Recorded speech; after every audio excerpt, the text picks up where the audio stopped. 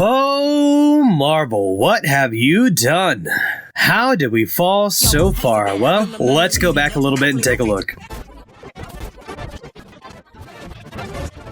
No, not that far. Stupid tiny buttons.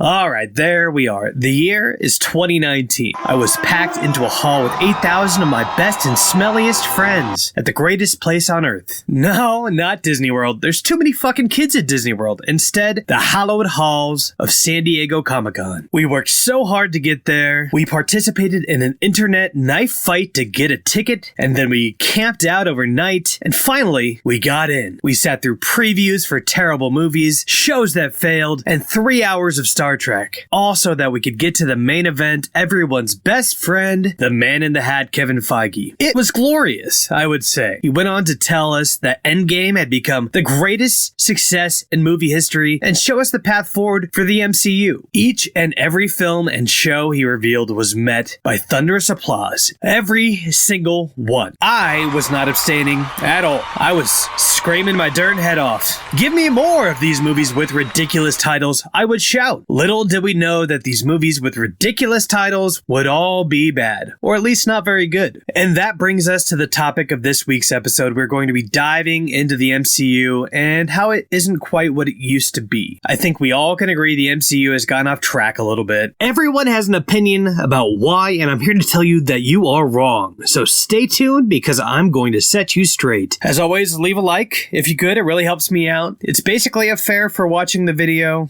and it's free. So do it, you monsters. So how should Marvel go about fixing the MCU? The billion-dollar question. I'm going to tell you, but first we have to identify the problems that exist. For me, there are 5 problems with Marvel, some more serious than others, and we're going to talk about all of them. But the core reasons why Marvel has not only survived but thrived in the past is because of 2 primary things: nostalgia and strong performances. But not only just strong performances from the actors, but directors, VFX artists, sound designers, the whole bit. And I don't want to take a dump on anyone, but just being extremely honest, some people are more talented than others. For example, I am not the greatest YouTuber, or parallel parker, or underwater basket weaver. There's a limited talent pool for every endeavor. And yet in the last 1,080 days, there have been 10 movies released, as well as 9 series, with a total of 78 episodes and 2 specials. That means, on average, every 13 and a third days, Marvel is cranking out a new thing. And they have a show, Echo, that is dropping in less than 2 weeks. A pace that is unsustainable. All of those productions need Hollywood A-listers, writers that understand the audience and the source material, directors who know what they're doing, and VFX artists that have enough time to complete a thing. The mass production compelled by the launching of Disney Plus, which I forgot to mention at the start, but it's too late now, drove the franchise off course. Then, of course, there is nostalgia. And while Iron Man, Thor, and Captain America were not Marvel's top sellers, they have been around for at least 60 years, with Iron Man and Thor being introduced in 1962. For point of reference, this was the year that Sean Connery first starred in his first James Bond film and popularized hitting women on the screen and in real life. Also, it was before when most of your parents were gleams in their parents' eyes. I assume so, at least I don't know you personally. But what I'm getting at is people knew these characters, and that's not even mentioning the Incredible Hulk, who was certainly one of the most popular characters on the roster. There was earned nostalgia, comparing that with America Chavez, who was introduced in 2011, and Kamala Khan in 2013. They weren't characters with an established history, and while the Eternals, Shang-Chi, and Moon Knight have been around for forever, their audience is limited and weren't really involved in mass-produced media before this, with the exception of the comics. And you can come back with, but what about the Guardians of the Galaxy, one of Marvel's most successful projects? And I say, that's fair. Actually, no, it's not. That's a terrible fucking point. James Gunn was relatively unproven at the time, but he is the true talent of these productions. He put heart, humor, and soul into lovable doofuses and had them portrayed by actors that audiences were quite familiar with. So if you can replicate all of that, then go ahead and do Agatha Harkness and whatever the fuck they are calling it these days. So how do we solve these 2 problems? Well, they are both super obvious answers, and I believe a path that Marvel is currently currently crawling down already. The first step is to reduce content output. Disney Plus put a huge burden on Marvel and other cornerstone franchises to mass produce content. And while the acquisition of Hulu isn't necessarily a great thing for the industry overall, I think it's good for Marvel. With more franchises, shows, and original content headed to one banner, there won't be this need to crank out content at a ridiculous pace. And with fewer productions going simultaneously, Marvel will benefit in many ways, including actor burn-through rate. Every time a new property comes out, at least 3 actors are removed from a limited pool that can be used in future projects. The Eternals was the biggest culprit, which ate up at least a dozen actors. There's a limited number of sociopaths in the world who can act well enough to do a thing. At some point, they're just going to be grabbing a dude from Walmart to play Cyclops in X-Men. The same can be said for directors. There are only so many good ones. Also, with fewer projects and more time to spend on each individual one, writers will be given time to polish concepts, VFX artists will have time, in theory, to produce better looking content, and Kevin Feige will be able to have his finger on the pulse of the productions. All things that are necessary for a successful future MCU. The next step is to address the elephant in the room. Why the fuck haven't we seen the Fantastic Four or X-Men yet? The resolution of Endgame seemed like a perfect time to begin to introduce these characters. With the Fox merger agreement being initiated 6 years ago and solidified for more than 4, it seems we could at least be in production at this point with casting announcements and characters popping up in other films. And we did get our first look at Beast in the Marvels, if that's what you want to call it. But it may not even be the Beast from the proper universe, having already seen Professor X in Doctor Strange, the Multiverse of Madness, and the Multiverse Saga being in full swing. Who knows if Kelsey Grammer will return to be the universe's permanent iteration of the character. Maybe he will, but also I kind of doubt it. These characters have huge fan nostalgia. If you introduce new versions of the comic megastars in a popular MCU, I think you could revive the thing, but who knows? I know I personally would see every project as it comes out if I had any connection to the characters whatsoever. Of course, the franchise has other problems, but I think they are less important but still valid. First and foremost on this list is the reliance upon VFX. Again, I don't think it's the artist's fault, but when studios were allowed to crunch the artists, pay them nothing, and whip them in the streets for insubordination, the products looked so much better. It's a joke. I'm sorry, it's a joke. Obviously, these are terrible realities, and the artists being treated fairly is more important than a movie that barely affects my life. And I think the industry is course correcting, but we're just at the beginning of it. At one side, we have a studio with a singular budget and an overwhelming desire, and at the other, you have people who want to eat and see their families occasionally. Right now, it seems like we're getting closer to the compromise of you can have human rights and we'll take what you give us on the budget and time frame that we have. When in reality, the compromise that creates better products is to ask less of your artists and use more practical effects. I know it seems like a regression, but I think unless you start growing VFX artists on trees or outsourcing your production to other parts of the world, which may have even worse human rights issues, then the only solution is to do less of it. Or else you wind up with more of this fucking guy, or this fucking girl, or whatever this fucking thing is. The next is more polarizing and not necessarily my opinion, but the opinion of the Grand Poobah himself, Bob Iger. I present to you a quote from our overlord and leader of the entertainment world. Creators lost sight of what their number one objective needs to be. We have to entertain first. It's not about messages. Listen, I agree to a certain extent. A movie probably should feature a character that goes on a journey and learns a lesson, but not at the expense of the product overall.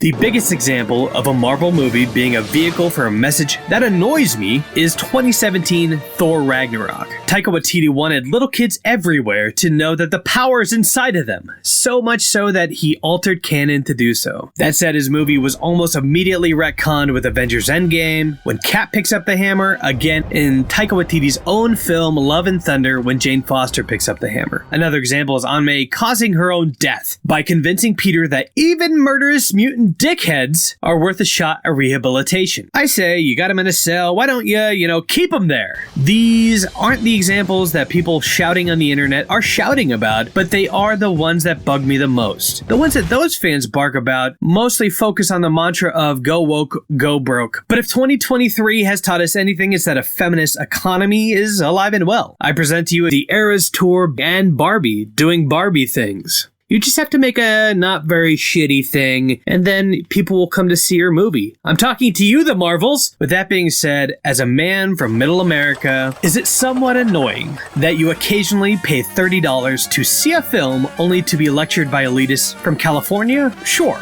but that doesn't mean I hate messaging. I think that messaging is important to spark conversation in society. I just think movies that are more subtle with their messaging and messaging that doesn't alter canon fall more into my taste. You can do a thing without making a mess. That's what I say. The final issue that I think has brought a downturn with the franchise is the poor connectivity each film has with the next. The original films told a story over the course of a decade. It was easy to follow. You just watch it in order, with the exception of a couple films, and you're good. You don't have to watch very much, only 2 or 3 films every year, and you have the idea. Now, with 2 lengthy real-world delays, reshoots, and the mass quantities of projects dumped on the public, the films don't really feel interconnected. They feel as if they could be released in almost any order, and it would still end up with the same result. Then you add in the complexity of the multiverse, which all but eliminates the casual moviegoer from being able to understand what the absolute fuck is going on. The multiverse is very messy, and with dozens of multiverse projects from almost every property happening simultaneously, I think the world is over it. I know as an avid viewer, even I get confused about what is in and what is out. In an ideal reality, they would have left the multiverse alone, picked up the Fox roster, integrated it with its own existing characters right after Endgame. And then you would have had a much smoother transition forward, but it didn't happen. All we can hope for is that they start righting the ship, or just blow it up and start over. That's fine too. Just make good things. Please and thank you. So in summation, what the MCU needs to accomplish, in my opinion, to get back to its former glory is it needs to make less content, make the product more digestible. It needs to bring in characters that the general public knows and really loves. It needs to reduce visual effects and use more realistic effects. It needs to be a little bit more subtle with its messaging, and it needs to, of course, make it more consumable, make it more digestible, make the universe more connected and less confusing.